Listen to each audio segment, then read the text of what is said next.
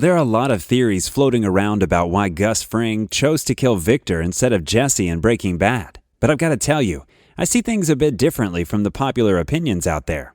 A lot of people think it was all about Gus flexing his power, like he was trying to show Walt and Jesse who's boss. But honestly, I don't buy it. Think about it. Gus didn't need to prove anything to those two. They were already scared out of their minds, and not just because of any threat Gus posed. It was his calm, calculating nature that really got under their skin. The guy was so unpredictable, and that's what made him truly terrifying.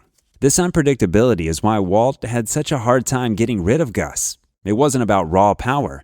It was about never knowing what Gus's next move would be. Walt was always on the back foot, always trying to guess where the next hit would come from.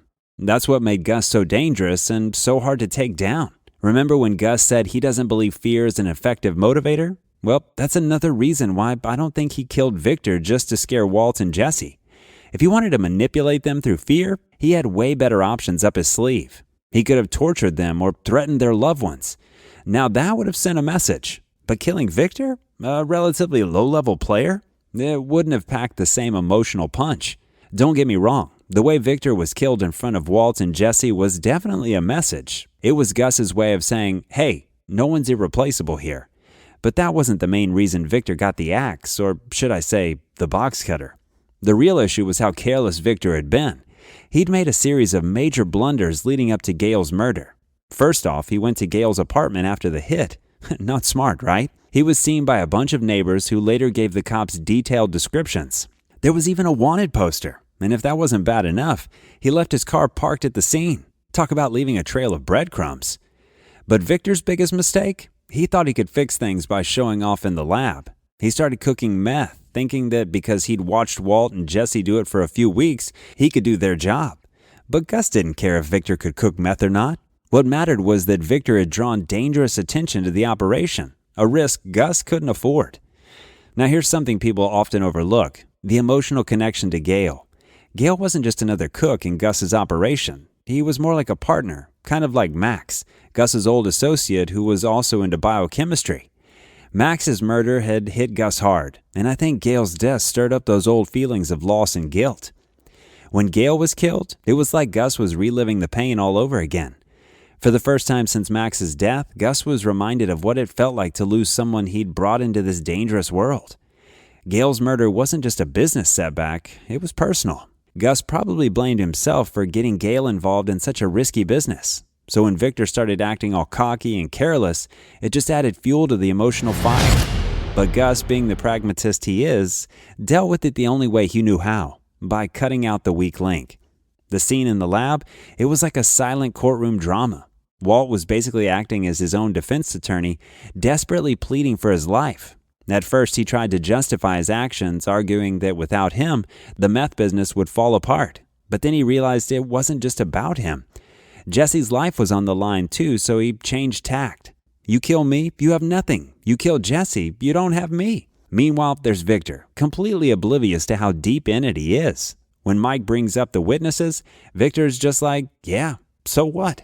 Can you believe that attitude? Especially in front of Gus. And Gus, he's just standing there, not saying a word, but you can bet he's taking it all in. He's judge, jury, and executioner all rolled into one.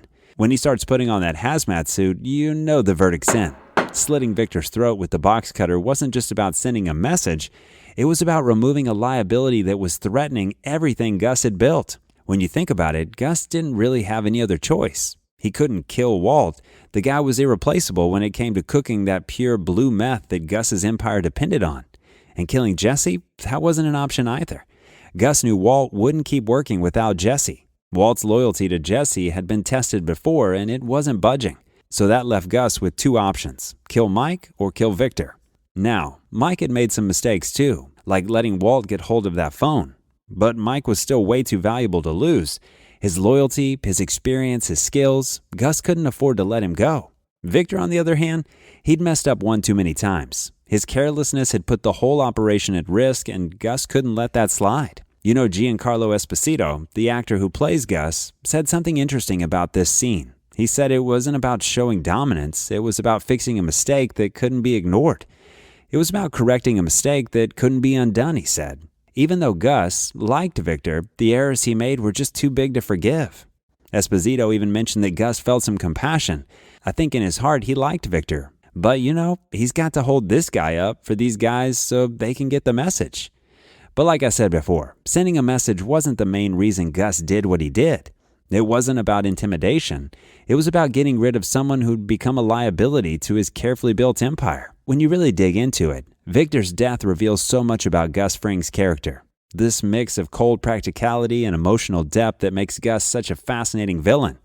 On one hand, he's making this ruthless business decision to eliminate a liability. But on the other hand, there's this undercurrent of emotion, the loss of Gale, the echoes of Max's death, that's influencing his actions.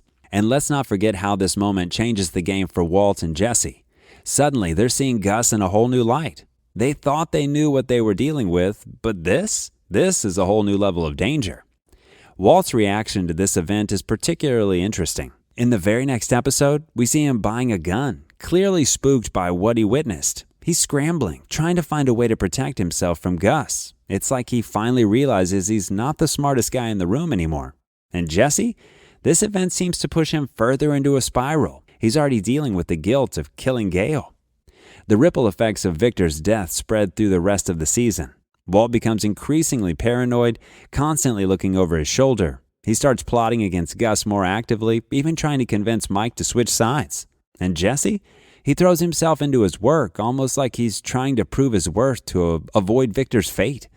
But at the same time, he's battling with his conscience, hosting those crazy parties at his house, trying to numb the pain of what he's become involved in. It's moments like these that make Breaking Bad such a compelling show, don't you think? The way it explores the consequences of actions, how one brutal act can set off a chain of reaction that changes everything. Victor's death wasn't just a shocking moment. It was a turning point that pushed the story into an even darker territory.